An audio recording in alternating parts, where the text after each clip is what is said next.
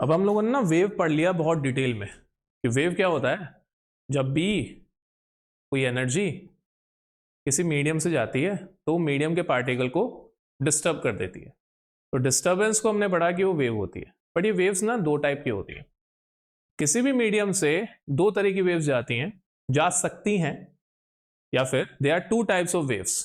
One is longitudinal wave, second is transverse wave.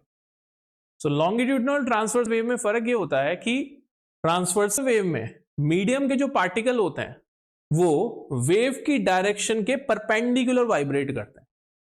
So the wave in which particles of the medium they vibrate in the perpendicular direction with respect to the wave motion. देखो ये ना एक slinky है या एक spring है, इसको अगर मैं ऐसे शेक करूं तो वेव जो होगी वो इस एंड से इस एंड तक जाएगी, तो ये वेव की डायरेक्शन हो गई। और इस वेव की डायरेक्शन के रेस्पेक्ट में पार्टिकल्स कहां वाइब्रेट हो रहे हैं? ऊपर नीचे, परपेंडिकुलर। पार्टिकल का ऊपर नीचे वाइब्रेट होना और वेव का आगे बढ़ना। ऑन दी अदर हैंड ऐसी वेव जिसमें मीडियम के पार्टिकल्स जो होते हैं वो वेव की डायरेक्शन के पैरेलल ही वाइब्रेट होते हैं। पैरेलल मतलब जिस डायरेक्शन में वेव जा रही है उसी के रेस्पेक्ट में पार्टिकल्स ऐसे आगे पीछे वाइब्रेट होते हैं, पैरेलल। जैसा कि साउंड के केस में हो रहा था। याद है साउंड के केस में क्या हो रहा था कि जब साउंड ट्रैवल कर रहा था उस मीडियम में से तो पार्टिकल्स आगे पीछे वाइब्रेट हो रहे थे साउंड की डायरेक्शन के पैरेलल ही। तो यहां से क्या समझ में आया कि sound is a longitudinal wave. On the other hand जब लाइट किसी मीडियम से पास होती है, लाइट भी एक वेव है, तो मीडियम के जो पार्टिकल्स होते हैं वो लाइट के रेस्पेक्ट में परपेंडिकुलर वाइब्रेट होते हैं। तो ऐसे में लाइट जो बन जाती है वो एक ट्रांसवर्स वेव बन जाती है। अगर हम वाटर के अंदर किसी चीज को ड्रॉप करें तो वाटर के अंदर भी जो वेव्स उठती हैं वो ट्रांसवर्स वेव होती हैं। जैसे हम लोग देख भी सकते हैं, हमारे पास परमानेंट अब एक वाटर की बॉडी है यहां पे, हमारी अपनी छोटी सी लेक, ठीक है। अब जब भी इस वाटर के अंदर कोई चीज ड्रॉप करी जाएगी तो वाटर के अंदर रिपल्स उठेंगे और ये रिपल्स की डायरेक्शन जो होगी वो वेव की डायरेक्शन के परपेंडिकुलर होगी, क्योंकि वाटर के अंदर किसी भी चीज को ड्रॉप करने पे उसके अराउंड वेव बनेगी चारों डायरेक्शंस में, ठीक है। तो मैं इसको ड्रॉप कर रहा हूं,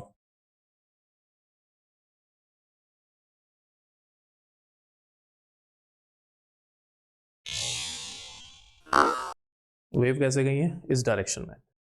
अब हमारे पास में भी एक स्प्रिंग है, कौन सी वाली? ये वाली। हम भी हमारी लॉन्गिट्यूडनल और ट्रांसवर्सल वेव बनाने वाले हैं इस स्प्रिंग की हेल्प से। देखिए होंगे ना सबने, ये बच्चों के खेलने का टॉय है। तो एक वॉलंटियर चाहिए मुझे जो मेरे लिए इस स्प्रिंग को सामने से पकड़ ले। आ जाओ इधर, आओ आओ।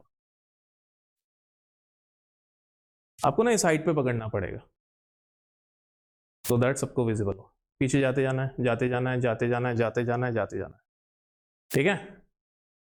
अब अगर मैं इसको पकड़ के एक साइड ड्रैग करूं, मैंने क्या करा है, मैंने यहां पे एक एनर्जी स्टोर कर दी है, पोटेंशियल एनर्जी। जैसे मैं इसको छोड़ूंगा आप लोगों को अपनी आंखों के सामने लॉन्गिट्यूडनल वेव बनती हुई दिखाई देगी। कौन सी? लॉन्गिट्यूडनल। इसके पार्टिकल्स जो हैं वो हॉरिजॉन्टल डायरेक्शन में ही पुल करेंगे, मतलब हॉरिजॉन्टल डायरेक्शन में ही ऑसिलेट करेंगे। तो मैं छोड़ने वाला हूं इन 3, 2, 1। पार्टिकल कैसे ऑसिलेट कर रहे हैं? To and fro horizontal direction. तो जिन जगहों पे पार्टिकल्स बहुत क्लोज हो जाते हैं, जिन जगहों पे पार्टिकल्स बहुत क्लोज हो जाते हैं इस वेव के अंदर, लॉन्गिट्यूडनल वेव के अंदर, उन जगहों को हम लोग बोलते हैं कंप्रेशंस। क्या बोलते हैं? कंप्रेशन। और जिन जगहों पे पार्टिकल्स बहुत दूर हो जाते हैं एक दूसरे के रेस्पेक्ट में उनको हम बोलते हैं रेयर फ्रैक्शन। तो ये कंप्रेशंस और रेयर फ्रैक्शन हमेशा एक दूसरे के ऑल्टरनेट में बनते हैं, मतलब एक दूसरे के बाद में बनते हैं। ऑन दी अदर हैंड अगर मैं इस स्प्रिंग को कुछ इस तरीके से झटका दूं, कैसे? ऐसे, तो आपको कौन सी वेव दिखाई दे रही है? Transversal wave. अब ट्रांसवर्स वेव में वेव के मोशन की डायरेक्शन के परपेंडिकुलर इसके पार्टिकल्स ऑसिलेट करते हैं। तो sound is a longitudinal wave, क्योंकि साउंड जब भी किसी मीडियम से ट्रैवल करती है तो मीडियम के पार्टिकल्स को कंप्रेस करती है। जब वो कंप्रेस करती है तो पार्टिकल्स एक दूसरे से बहुत क्लोज आ जाते हैं, तो हाई डेंसिटी वाले रीजन क्रिएट होते हैं। क्या होते हैं? हाई डेंसिटी वाले रीजन, क्योंकि पार्टिकल्स जब क्लोज आ जाएंगे तो वहां पे डेंसिटी बढ़ जाएगी। तो इन हाई डेंसिटी वाले रीजन्स को हम लोग क्या बोलते हैं? कंप्रेशंस। और ऑन दी अदर हैंड जहां पे पार्टिकल्स एक दूसरे से थोड़े ज्यादा दूर होते हैं वहां पे आ जाते हैं रेयर फ्रैक्शन। एक कंप्रेशन के बाद में एक रेयर फ्रैक्शन हमेशा आता है। तो उसी पे आगे हम लोग sound waves are longitudinal wave. अब हम इस चीज को थोड़ा डिटेल में और देखने वाले हैं। देखो ये जो आप सामने देख रहे हो ना, ये कहलाता है ट्यूनिंग फॉर्क। ट्यूनिंग फॉर्क ये स्पेशल डिवाइसेस होते हैं जो एक पर्टिकुलर फ्रीक्वेंसी का साउंड प्रोड्यूस करते हैं। पर्टिकुलर फ्रीक्वेंसी, क्योंकि साउंड को आप फ्रीक्वेंसी के बेसिस पे ही आइडेंटिफाई करते हो। एक छोटे बच्चे के साउंड की फ्रीक्वेंसी अलग होगी, मेरी फ्रीक्वेंसी अलग है, और एक फीमेल की साउंड की फ्रीक्वेंसी अलग होगी। गिटार के साउंड की फ्रीक्वेंसी अलग होती है, ठीक है, ऐसे ड्रम के साउंड की फ्रीक्वेंसी अलग होती है। तो इस साउंड की कैरेक्टरिस्टिक प्रॉपर्टी कहलाती है, जो कि अभी आने वाला है, हम लोग आगे पढ़ने वाले हैं। सो ये ट्यूनिंग फॉर्क जो होता है, ये साउंड प्रोड्यूस करता है किसी पर्टिकुलर फ्रीक्वेंसी का। तो जब ये ट्यूनिंग फॉर्क को हम लोग किसी रबर से हिट करते हैं और छोड़ देते हैं ना, तो इस तरह से वाइब्रेट होता है। और हमको पता है every vibrating body produces a sound.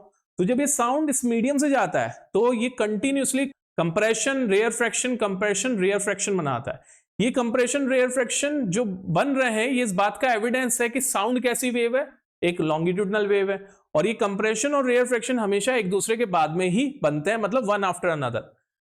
One compression and one rear fraction completes one oscillation. तो जैसे वहां पे क्रस्ट और ट्रफ पड़े थे कि क्रस्ट और ट्रफ मिलके एक ऑसिलेशन बनाते हैं, यहां पे एक कंप्रेशन और एक रेयर फ्रैक्शन मिलके क्या बनाएगा, one oscillation. Clear? Wave one compression और वन रेयर फ्रैक्शन में जितना दूर ट्रेवल कर जाती है, वो साउंड की क्या बन जाएगी, wavelength. So it's more or less like the same as we have studied. तो इसका भी ग्राफ हम लोग कुछ इस तरीके से ही बनाते हैं। कंप्रेशन को हम एज ए क्रस्ट शो कर देते हैं, रेयर फ्रैक्शन को एज ए हम ट्रफ शो कर देते हैं, ट्रफ या थ्रफ। और one compression and one rear fraction मिलके साउंड की वेवलेंथ बनाते हैं, मतलब वन कंप्रेशन से वन रेयर फ्रैक्शन तक साउंड कितना दूर जा चुका है, that is a wavelength of sound. बाकी सारे फॉर्मूलाज, बाकी सारी प्रॉपर्टीज एकदम वही हैं जो आपने वेव में पढ़ी है। Oscillation, frequency, time period, they all are same. कुछ फर्क नहीं है, क्योंकि साउंड भी एक वेव है। तो जितनी मैंने वेव की प्रॉपर्टीज और पार्ट्स पढ़ाए हैं, वो सब सेम रिपीट होते हैं।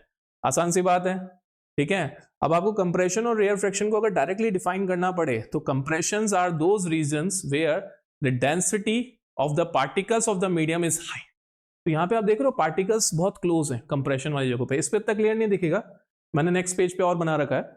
तो जहां पे कंप्रेशन हो रहा है वहां पे पार्टिकल्स की डेंसिटी हाई है, और जहां पे रेयर फ्रैक्शन है वहां पे पार्टिकल्स की डेंसिटी दूर है, मतलब पार्टिकल्स आपस में दूर दूर है। कंप्रेशन में डेंसिटी हाई हो जाती है, रेयर फ्रैक्शन में डेंसिटी लो हो जाती है। तो अगर डेंसिटी हाई होती है तो प्रेशर भी बढ़ जाता है। So the high pressure region in the medium are called compression. The low pressure region in the medium are called rear fraction. एक definition ही हो गई। The compression is a region where the density of the particles of the medium are higher, and the rear fraction is a region where the density of the particles are lower. ये दूसरी definition हो गई। और आम definition तो क्या है? The compression where particles are closer and rear fraction where particles are further or far from each other. So ये तीन तरह से define करा जाता है compression और rear fraction को।